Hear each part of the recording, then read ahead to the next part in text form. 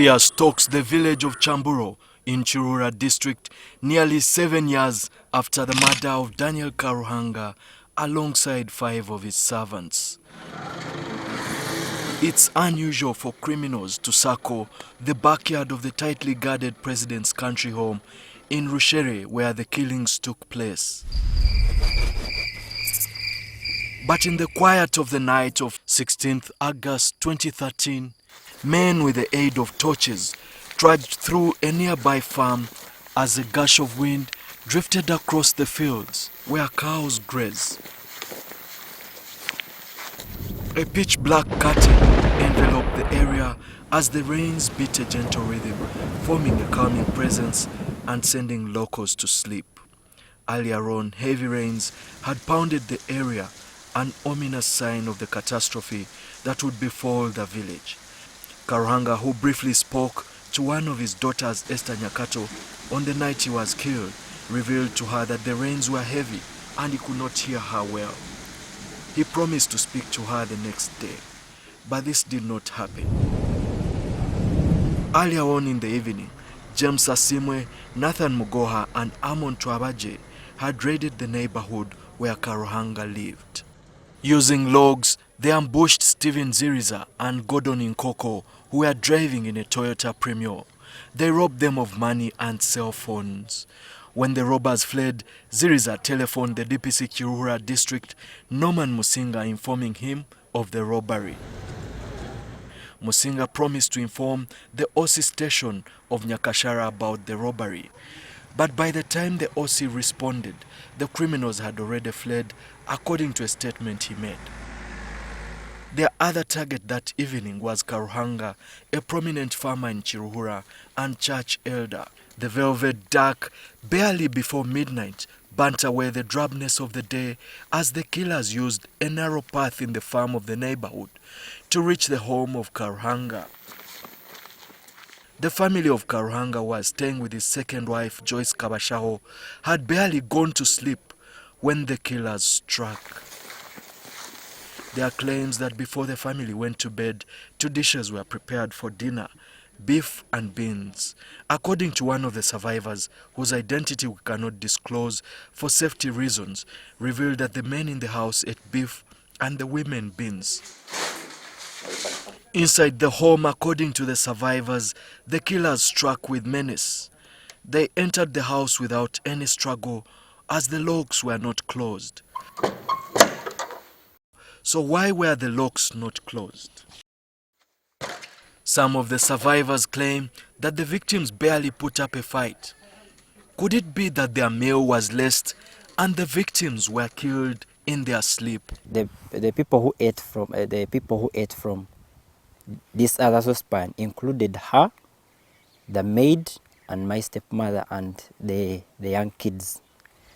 Then the other saucepan was used for the sauce that was given to my dad. This injury occurred. According to the head of Mulago National Referral Hospital's forensic unit, Dr. Sylvester Onzivua, it was strange that the victims did not have any defensive injuries. 6 adults, the injuries inflicted were on the head and neck. The doctor did not document any defense injuries. Is it? Common sense will tell you that 6 men cannot be cut or slaughtered like chicken, and that they don't defend themselves, that there are no defense injuries on them. This is absurd. This is totally abnormal. Was this revelatory that perhaps the victims were in a deep slumber by the time the assailants struck?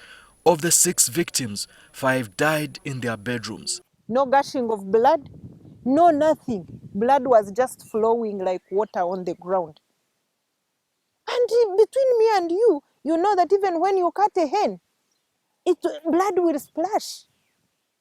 How can you cut a man whose heartbeat is 72 times and it just flows? There is no gushing of blood on the walls. There is nothing completely. Most of these people were cut. That meant a sharp object was used to inflict the injuries on them. Now, this would tell you from the blood spatter patterns. You know, if you look at the pattern of blood jetting out at the point somebody is killed, you'd be able to say, was this person killed here? Was this wound inflicted when the person was alive? Okay, we know that you can inflict a wound, a cut on somebody who has died. So, from the blood spatter patterns, it will be very important to know whether these deaths occurred where the bodies were found. How many people could have attacked these people? Of course, they could not have been below 6.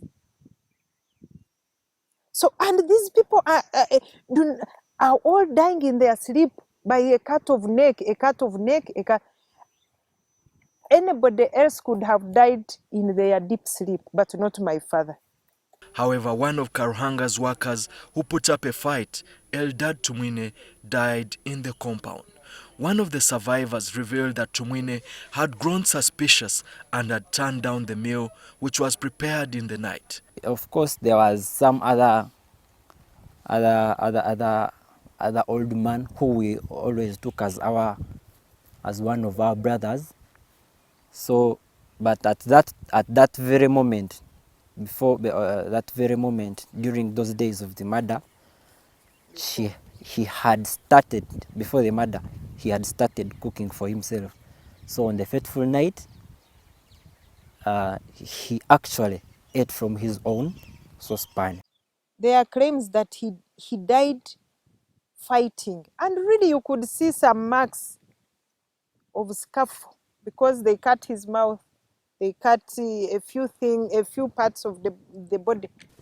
Tukubire nko kwa burijo atabakozi burijo batahana betekera bona buri mukozi nayitekera atwonka ikirecyo abakozi bakabana benda kuzarushera umwabazyo atanti yabagira ngo mutaka mugende murasheyo kandi rizo bamutaka ateka ninza kubatekera inyama atabakozi bagenda tunuma abakozi kubakunda inyama tubagenda bazarushera tishahibira bakaba bagarikire anti yabihurra atubarya atubagenda baza kurya amatitwe cyo kiro tukarya bihimba tenyama turagirireho ati nango yatsigira umusafuriya twamugira ngo agitereza ati yagira ngo ngaha mutakagirya atumukasheshe kutwagire kunanka ati of course hakimuka harihebye mpahe byebizubu ati turamanyire cyagenzuru mumisho ati twakora ki ati abantu tubaratire ndura ati nikirebe kembogezo zikaba ziri mu karufomu habo kuba bakija bahurire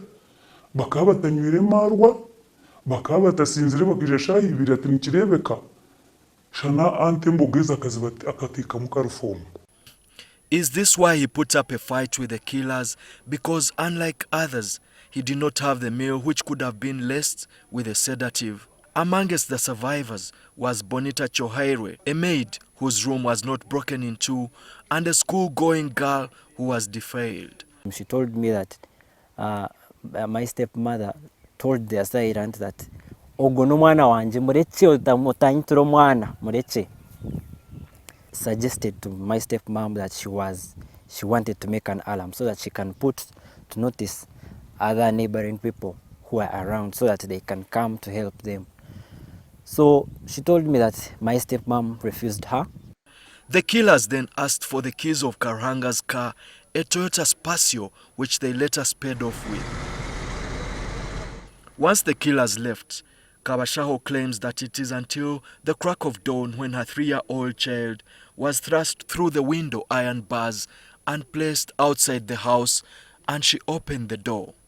But how possible was it that a kid of 3 years would go through these iron bars and open the door? According to her statement, Kabashaho claims the killer entered the room with a gun, panga and hammer. And I quote, Karuhanga fought in self-defense, but the killer overpowered him. The killer did not touch me and said, I do not want to kill you. He only asked for the card of the vehicle. I feared to get out in the morning, and the door was locked from outside. I forced the child out of the window, and the child opened for me. who wanted Karuhanga dead. Omutumbi gweridadi nti Daniel ali omunju n'omutumbi ntona shi kwafata omungambira ntutongambira ngu Daniel afire nti ndi omuntu ninyozi ente nti omutumbi gwa Daniel guri omunju omukazi ogumukaibanya tarangarikire mwaka gumaho namaka kwitse esimu omungaro agikwatisa omukono gwa bumosho kunagambira ekyo omurumuna yaba niwe yangarukamu ati kandi twantukugambira tutokagambirwa ntabana shika bari omuka esimu yanje kagine no naiwe wenka Joyce Koji koine namba yanje yesumu tonterere esimu kangambiri hano lyabaho omurumuna ngira ati esimu zona atubazanagira omu maizi atubazitwihireho bazinaga tariho esimu ebiri nekora hatukungira nti ndeba kwitse esimu omungaro kunagira ebiri nashoberwa ebyo bigambo ebyangambira bitarukushana n'ekintu ekiruho ekinarebesa amisho hati nyoneja nimpingura ninza kutaha omunju kuza kureba omutumbi gw'omushaija wanje. 3 years ago, a protracted family feud between the deceased and his first wife, Jovia Karuhanga, resulted into divorce.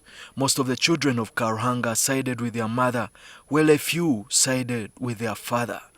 Karuhanga first moved to Rushere town and later returned to his land where he had built a small house which also accommodated his servants. In 2010, the wife Jovia reported to Ibanda Chief Magistrate's Court accusing him of not caring for the family and mismanaging family property. A meeting at Mosa Courts in August 2011 agreed that they separate amicably. Abaroya batukorera obuhandiki batukorera obuhandiki buri muntu kuyamarwa aharubaju rwa mugenzi we kurigirira mu bigambo ebitwabagambiri twagira ngo tariho umuntu owatsigara inakamyomi aha bintu bitwakozere kumwe yamperezente yamportoke yampenju. My father had stayed with one of our sisters who was supporting him. Then the rest of us were really with our mom. But that would not mean that we would not see eye to eye with our father. We always came home. Could Karuhanga's first wife in cahoots with her children have plotted to kill her husband, or did someone exploit the rift to frame his first wife and children?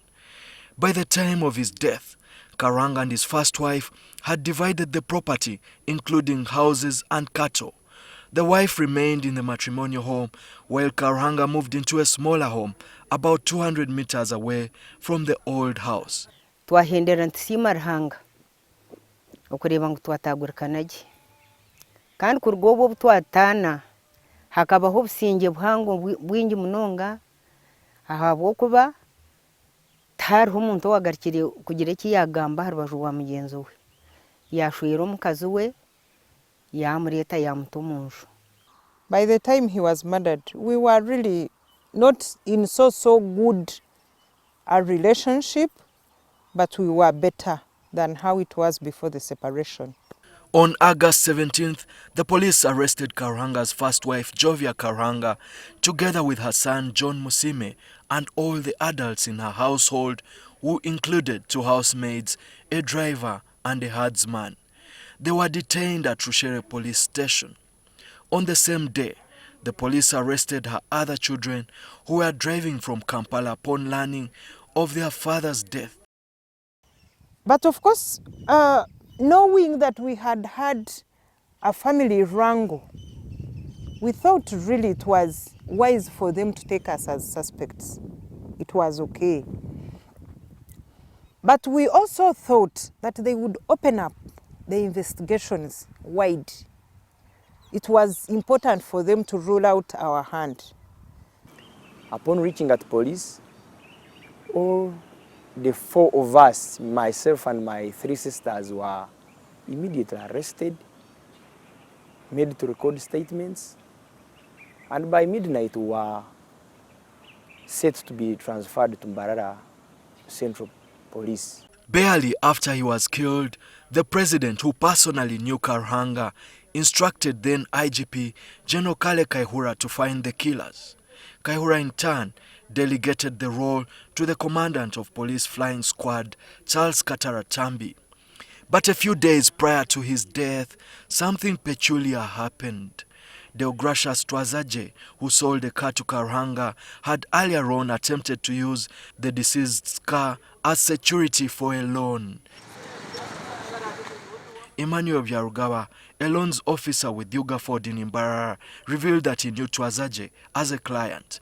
Just 2 days before Karuhanga was killed, Twazaje applied for a loan of 20 million shillings. He wanted to use Karuhanga's vehicle as his security, but on the day Byarugawa visited to inspect the vehicle he purported was his, he was told that the car had transported a patient to Mayanja Memorial Hospital in Imbarara. The patient happened to be Karuhanga's child he sired with his young wife, Kabashaho. However, though the administrators of Mayanja Memorial did not speak on camera, they allowed us to inspect the records, which showed that on that day, no child was admitted at Mayanja Memorial Hospital. Just a day before Karuhanga was killed, Twazaje came to Yugaford office in Imbarara town at midday driving the vehicle, a white Toyota Spacio registration number UAR 517H. According to the witness statement, he did not have the logbook and the loans officer declined to consider it as a mortgage. Now, my father's motor vehicle, which was robbed, had actually been taken to Mbarara by one person called Twazaje Deogracius, who had sold it to him. He took it as if he was going to mortgage it to Yugaford Microfinance. It turns out that he actually doesn't mortgage it because he didn't have a logbook. So when they asked for a logbook, he said, I don't have it. So he said, no, we can't have it. We can't have the car because it doesn't have a logbook. So that evening it was brought back to my father, and that same night the man was killed. It really did not seem a coincidence to us. We probed the police. Have you tried to find out to see what this man had taken Mzei's car for? They didn't know the information. And they seemed reluctant to take that path. But in his defense, Twazaje claimed that Karuhanga had willingly given him the car to use it as security because he owed him 8 million shillings as the balance for the vehicle he sold him. According to a statement of then DPC for Kiruhura district, Norman Musinga, barely before he accessed the crime scene, he revealed, on Saturday 17th August 2013, I received the information of the murder of Daniel Karuhanga and his 5 workers. I immediately called the RPC Rizi region, and at around 7:40 a.m., I mobilized personnel and the OC station to Ryomjendo to go and cordon off the scene of the murder until when I could come with a canine and not to tamper with the scene. Immediately, I followed my advance team and found when the place was already cordoned off, and I was able to establish how many were dead and gave feedback to the RPC Rizi region. I found 6 bodies, 2 bodies in the grass-thatched hut, and the bodies had wounds at the neck with sharp, deep cuts. According to a charge and caution statement made by James Asimwe, who was convicted for the murder, he alleged that it is his co-accused Mugoha and Grace Karuhanga, the son of the deceased, who forced him to participate in the crime. And I quote, "One of them said I would be slaughtered if I refused the mission. They drove towards Rushere town with their pangas inside the car. I recall I saw 4 pangas and 1 hammer. Bujoro parked the car in the middle of the farm. There was another white car and I saw 2 people, and in the back were 6 ladies."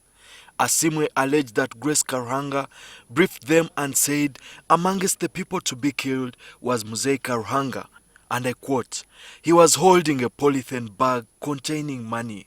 We left the 2 cars behind and we proceeded to Karuhanga's home and entered the compound, and Grace stood on one of the windows of the house. Grace ordered for the breaking of Muzee's door and window and made sure that he is dead. I wish to state that although I did not enter, I saw Grace control the whole place. By that time, he had already convinced the mourners that they had the right people, they had the culprits, among whom my name was mentioned. The whole village knows that my father was a warrior. A warrior. He could not just easily die in his sleep. At least one of the assailants would have survived very critical and serious injuries. One body was lying in the compound and was of Eldad Tumwine. Other two bodies were lying on the same bed in one of the rooms, and in the next room was the body of Karuhanga.